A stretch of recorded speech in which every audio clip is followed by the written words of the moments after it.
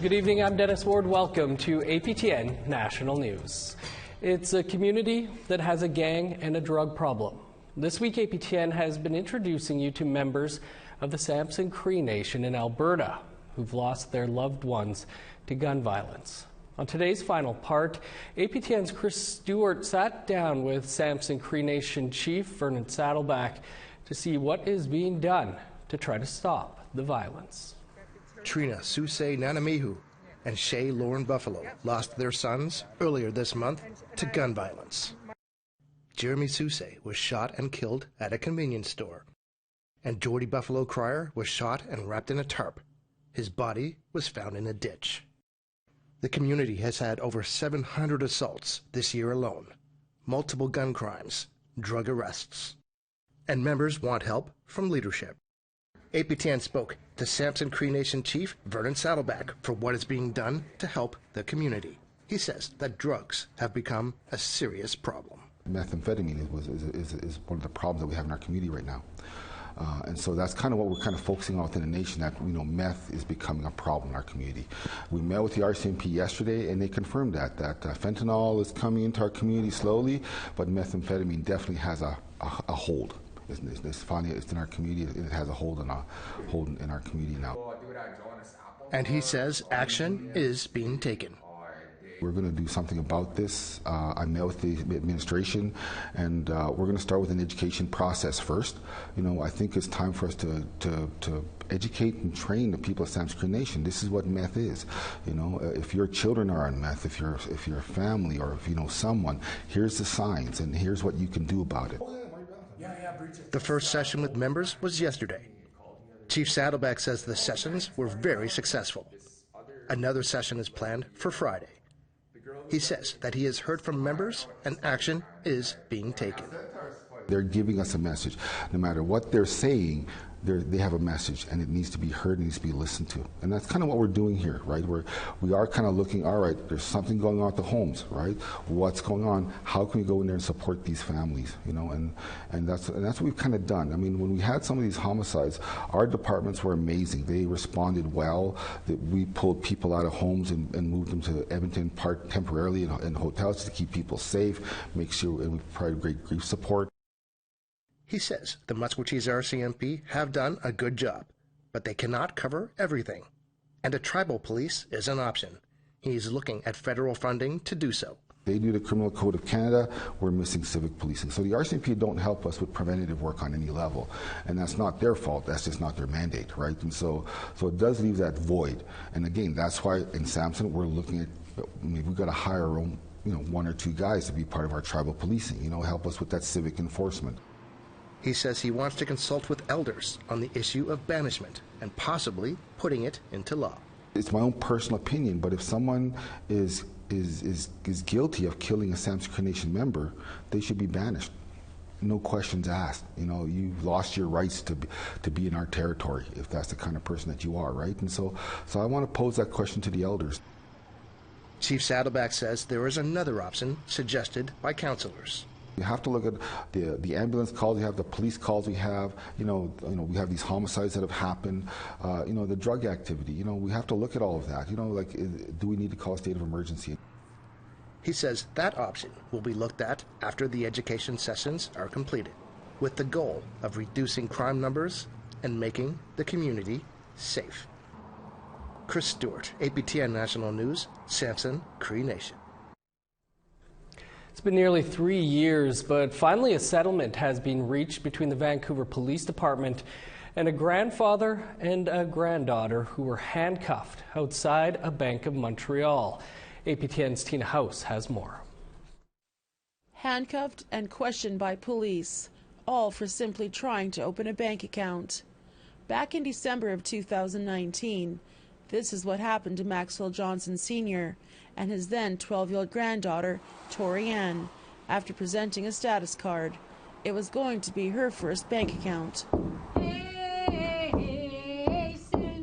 Today, flanked by elders and leaders of the Celtic Nation, Maxwell and Tori Ann, along with their family, entered this press conference to announce developments in a Human Rights Tribunal complaint they filed against the Vancouver Police Department.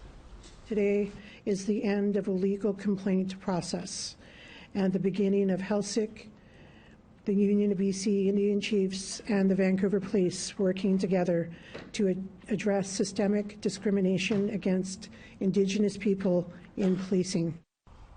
The amount of the settlement was not revealed, but for Maxwell and Torianne, the trauma caused by that fateful day is still evident on both of their faces. What happened to Tori, myself?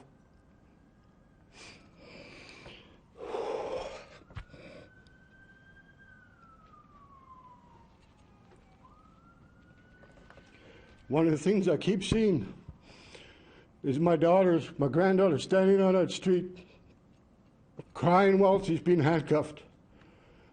I don't think any parent or grandparent should ever see that in their lifetime. She must have been about 20, 30 feet away from me, and all I could do was just stand there and not do nothing. I'll never ever get that image out of my head. A very visibly emotional Torianne, now 15 years old, addressed the media. We were on a family trip in Vancouver, and we were supposed to be making good memories together. Instead, what happened to me and my grandfather traumatized me. I'm still healing from that day. I want to tell everyone that Indigenous people experience discrimination, including children like me. From when we're kids, we understand that people treat us differently because of what we look like. Mary Ellen Turpel-Lafond is legal counsel for the Union of BC Indian Chiefs. She says that the agreement signed today is historic and points to a new relationship between Indigenous people and the Vancouver Police Department. In terms of this settlement, it requires the Vancouver Police Board, APTN Nation, and the Union of BC Indian Chiefs to work over the next several years on some key things. First of all, overhauling police training and include police training on anti-Indigenous racism to ensure that police in Vancouver have cultural humility and cultural competency training, and that they have training on how to deal with interactions involving First Nations people when status cards are involved. The APTN Nation will be hosting a potlatch funded by the Vancouver Police Department next month. The 2 officers involved have been invited to attend. Tina House, APTN National News, Vancouver. Time for a quick break, but first a look ahead to tomorrow. Lindsay Richardson will be our host from Ottawa for Friday's Truth and Reconciliation Day event. Here she is with a preview. Well, we're in the final phases of setup here at LeBreton Flats, where tomorrow it will be the epicenter of activity as thousands of people are expected to turn out to attend the first ever commemorative event marking the National Day for Truth and Reconciliation.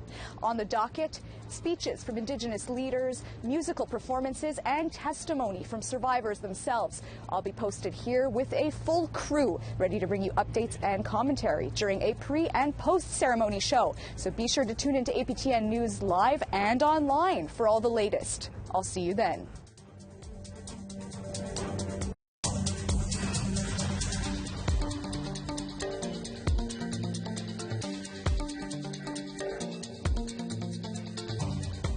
Welcome back. A Manitoba couple who met in residential school have now been together for 40 years. While they didn't experience the hardships many faced while in residential school, they did have to grow up outside of their home communities, and that had an impact on them. Tamara Pimentel has their story.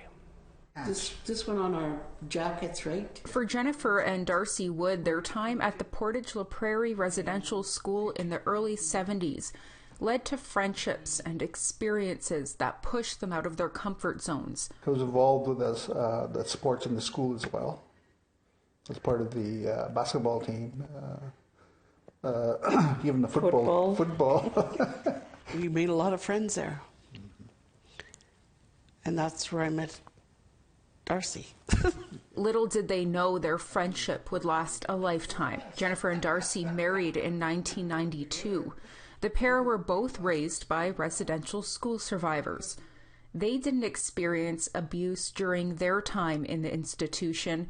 They even went home for Christmas. but the couple says they now feel disconnected from their communities. Darcy is from Garden Hill in northern Manitoba.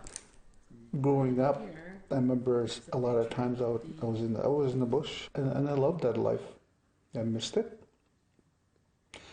but that was during the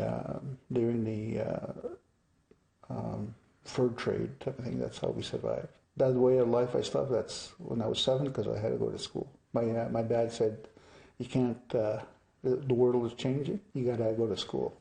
I came to residential school from northern Manitoba, from Oxford House. My father brought me there. The school they felt was inadequate in Oxford House. So when we got to the school, I brought in my suitcases and Dad was with me, and he told me, I guess I'll see you. And I didn't know he was going to leave. Jennifer says leaving her father meant leaving his teachings on the land. He was a very skilled hunter and fisherman, and as well he spoke the language fluently. And just being in an environment with a family, you're disconnected, and when you go back to the community, a lot of people will treat you different because you left the reserve and the community, and a lot of people think that you're either acting different or looking different and dressing different. So you always felt a slight disconnect in that way. Jennifer and Darcy have broken a cycle many face due to intergenerational trauma. They have 11 grandchildren, enough to create their own sports team. Darcy runs 2 nonprofit organizations bringing renewable energy and healthy food to communities in northern Manitoba. And Jennifer works for the National Centre of Truth and Reconciliation, bringing a voice to survivors. We were fortunate in our time at residential school that we didn't experience getting abused, because a lot of the survivors across Canada fell to being abused, like significantly. That is why a lot of our people are on the streets and are homeless, because they fell to the addictions and dealing with their pain. We don't have the resources in Canada to accommodate that need. And I believe that going forward, I hope that the government will step up and start recognizing what their survivors need and start putting some resources and funding towards that. Tamara Pimentel, APTN National News, Winnipeg. And the National Indian Residential School Crisis Line is available for survivors and others who might need support. That number is 1-866-925-4419. Now we have breaking news out of Saskatchewan right now. The Saskatoon Police Major Crimes Unit will be sending out a press release shortly confirming that remains have been found near where they have been searching for 30-year-old Megan Gallagher. The Métis woman has been missing since 2020. They have not confirmed they are Gallagher's remains. Currently, there are 8 people charged in her killing. The police started a search near St. Louis, Saskatchewan early this morning. The family is on site. We will bring you more as this story develops, and you can visit our website, aptnnews.ca, for the latest. Now, coming up after the break, we'll speak with residential school survivor Lorraine Seymour about what the National Day for Truth and Reconciliation means for her. Stick around.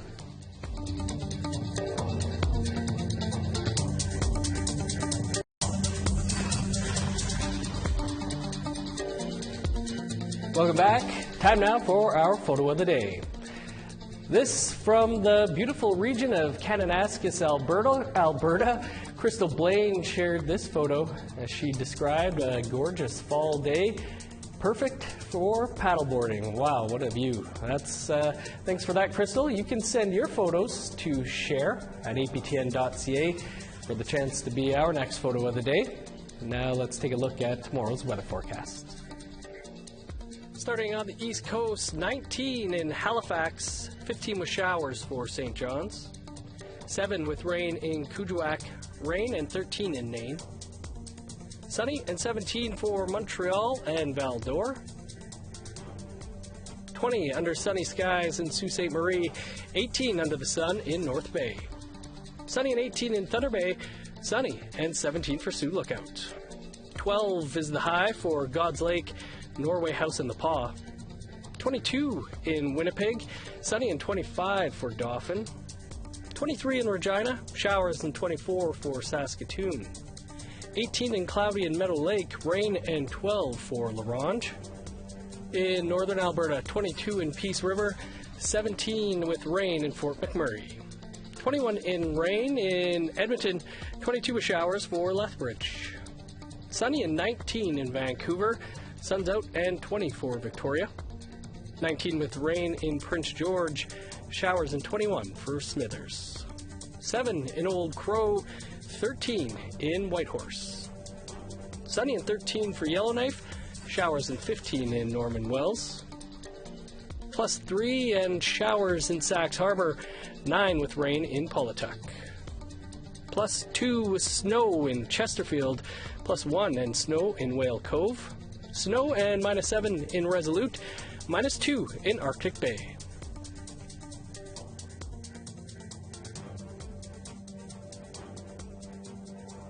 With the National Day for Truth and Reconciliation coming up tomorrow, we continue to speak with political leaders and survivors ahead of the day. Lorraine Seymour is a survivor of residential school in Manitoba, and she spoke with Tamara Pimentel to share some of her thoughts ahead of the National Day for Truth and Reconciliation. I'm here at a sacred fire gathering for residential school survivors in Winnipeg, and I'm here with Lorraine Seymour. She's a survivor of the St. Mary's Indian Residential School. Lorraine, thanks for joining us. Can you just introduce yourself?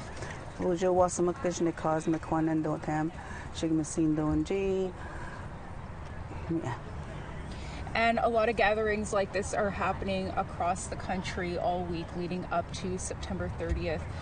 How does it feel seeing all of these events taking place?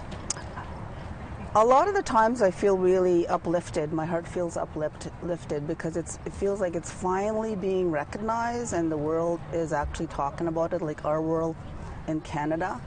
And being raised in Canada, we were always not allowed to talk about it. And my early childhood, and most of my adulthood, we weren't allowed to talk about it. Even our family systems, they go, shh, keep quiet, and because we just weren't allowed. Like, there were so many policies about it. So it's like today, it's good that we're being lifted up, that orange is the color. It feels good, but at the same time, I have to remember what it's all about in terms of being taken to the res school, having my hair cut, and learning the intense feeling of abandonment and having to deal with that for my entire existence. I still have to deal with that. That's just part of living now, is like dealing with that sense of being left. We weren't just left by our parents, but a whole Canadian society. So, and then, now the graves are being found. So there's just so much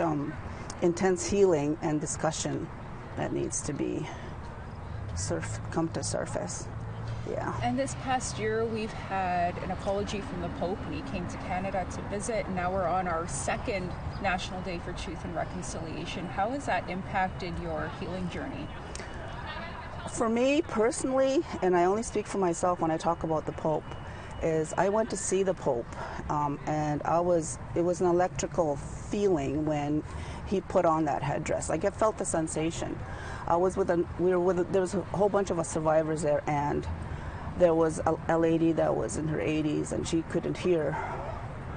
She couldn't hear, but she could see, and she felt the sensation of the energy, the electric energy, when that Pope put on that headdress. And there's a lot of survivors I talked to, like just a couple of days ago, that just they don't like the Pope, and they won't accept, they reject. So I think most survivors feel that, rather than how I feel is like, Mono is our healing word in our Anishinaabe. Mono is letting go, come to peace, come to acceptance over it. And that's a struggle to do that, like knowing that we still struggle my children still struggle with a lot of things, you know. So a lot of mixed feelings. Yeah, that's it. So what does the National Day for Truth and Reconciliation mean to you? Well, I'm thinking about how sometimes it's kind of phony in terms of what the government,